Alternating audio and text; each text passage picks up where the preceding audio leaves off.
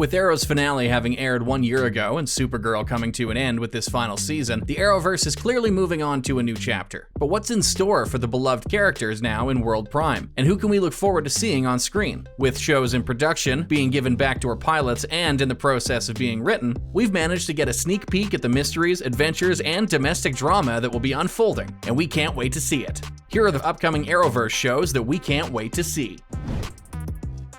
The CW has confirmed that the 7th episode of the 4th and final season of Black Lightning will be dedicated to a spin-off show centered around Khalil Payne, Painkiller. We'll have to wait until February for the new series to air and to see what the new show will focus on. We do know a little bit about what's to come. In the show, Khalil moves to Akashic Valley in an attempt to escape his past as the living weapon, but he won't be finding the peace he's hoping on. While Khalil is in control and has ways to cope, Painkiller is still looming and could take over at any moment. But it's not only Painkiller that Khalil has to watch out for. The official description of the show teases the fact that Khalil will have some new mission that puts him in a position to fight for justice rather than be used for destruction. We can also gain an idea about how the show will play out thanks to where Khalil has moved. Akashic comes from the Akashic Record, a book containing all of the events and intent of everything in the past, present, and future. This, combined with Khalil's past, suggests that the show will have a focus on what-ifs and moving on from them.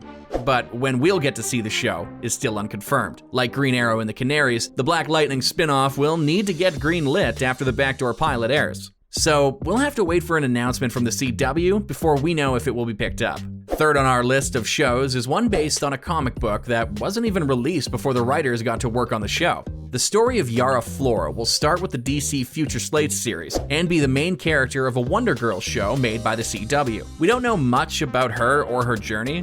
We do know that the comic will focus on Yara coming into her power and fighting evil forces that want to destroy the world, but not much else. Her parents are apparently an Amazonian warrior and a Brazilian river god, that she's a dreamer who will inherit the Wonder Woman mantle, and that her story will involve betrayal. Beyond that, we don't have any clues as to what could come up in the show. Will the CW be following a younger Yara or an older Yara? Who else will appear alongside her? Even though we don't know a lot about Yara herself, we can see how she will impact the Arrowverse. With Wonder Girl appearing among the other heroes already in the Arrowverse, we will be a step closer to having a character to represent each member of the Justice League, something that the Arrowverse already has a version of. The Crisis Team, formed by Barry Allen to protect Earth, has yet to get a chance to shine. With another star member being represented, it's possible that the CW is preparing to have another huge crossover event like they did with the Antimatter Crisis. While the show probably won't be released until after Yara's story is officially published, you can bet that we're more than excited to see whatever Wonder Girl, both the comics version and the CW version, has to offer.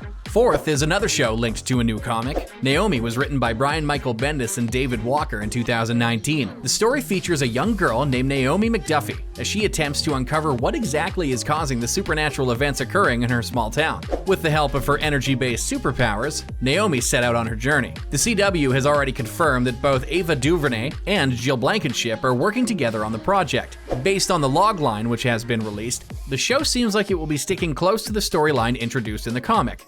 Even with so little information, Naomi promises to be an interesting part of the Arrowverse. Not only will the show contain an exciting mystery, we also know that the discovery Naomi makes will change everything we believe about our heroes.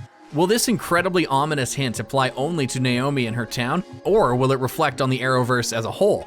If it does, is the next chapter of the Arrowverse getting ready to take a darker turn? We don't know when Naomi will start casting or filming, but you better believe that we'll be on the lookout for every bit of information that we can find on this upcoming show. And the final entry on our list is the upcoming show Superman and Lois. Set to come out at the end of February 2021, the CW has given us quite a lot of information about what to expect. We know that the family will be moving back to Smallville so they can heal from a traumatic event. While there, both Clark and Lois are going to have to balance their careers, their family, and facing people from Clark's past, which could lead to quite a bit of drama. Emmanuel Shariki has been cast to play Lana Lang, Clark's teenage love interest. The two will be reconnecting during what is said to be a hard period for Lana. The real love triangle to watch out for, however, is between Lana's daughter and the Kent boys.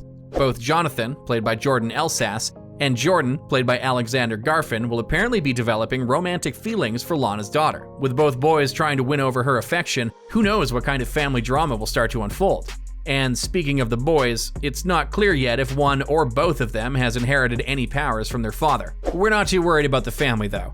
If the trailer is anything to go by, this season of Superman and Lois will be focusing on how family can help you overcome hardships. Even if the family starts to drift apart, it's safe to bet that they'll come together in the end. But it won't just be family drama. Clark will clearly still be taking flight and saving the day.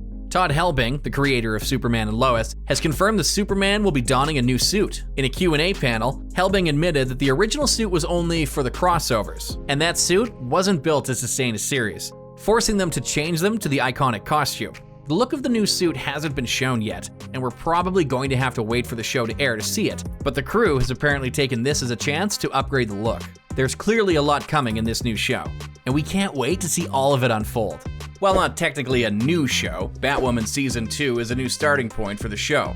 Ryan Wilder, played by Javicia Leslie, taking up the famous cape and cowl now that Ruby Rose, who played Kate Kane, the Batwoman of Season 1, has left the show. Ryan Wilder will obviously be a very different Batwoman from the version Kate Kane was. Unlike Batman, or even the previous Batwoman, Wilder didn't grow up rich and only lives in a van. With her tough life growing up, it may be easier for Wilder to connect with some minor villains, empathizing with them thanks to her own experiences. There's also going to be the looming question of what happened to Kate Kane throughout the season. While Ruby Rose has stated that she wouldn't mind doing television again, it's unlikely that we will see her as Kate Kane again. So how will they resolve her being missing? Will they tie it into the mystery of the missing Bruce Wayne? Speaking of everybody's favorite brooding billionaire, how will the finale of last season play out? We were left on quite the cliffhanger at the end of Season 1 with, spoiler alert, Tommy getting Bruce Wayne's face. How will our new version of Batwoman handle this? And how will our new version of Batwoman handle the Crisis Team?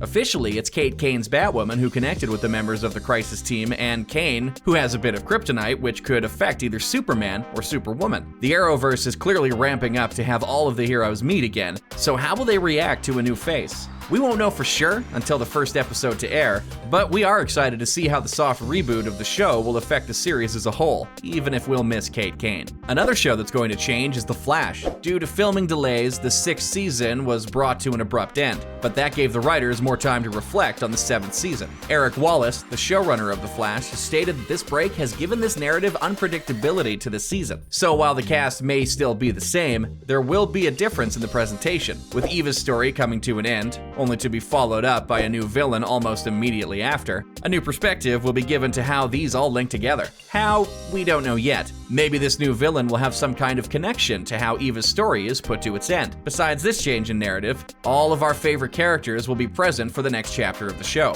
Ralph Dibny will no longer be played by Hartley Sawyer, but the character won't just disappear from the story. Elongated Man will be there to help bring Eva's story to an end before he leaves the group behind. He'll just be looking a little different as he does so. Thankfully, fans don't have to worry about Sue leaving alongside her comic book husband, as the showrunners have promised that Sue will stick around even after Elongated Man has left. The show may be a little different from what we fans and even the cast and crew are expecting. It seems like the forced delay has been good for The Flash, and we can't wait to see it air in February 2021. There's a ton of room for the Arrowverse to grow, and from what we can see, the next chapter is going to be full of adventure and drama. We can't wait to see these heroes' stories unfold, and maybe even see some old familiar faces with them, like John Jones or Vixen. Maybe the CW will even give them their own live-action show soon. Whatever the CW decides to do, we're ready to follow them on this wild ride.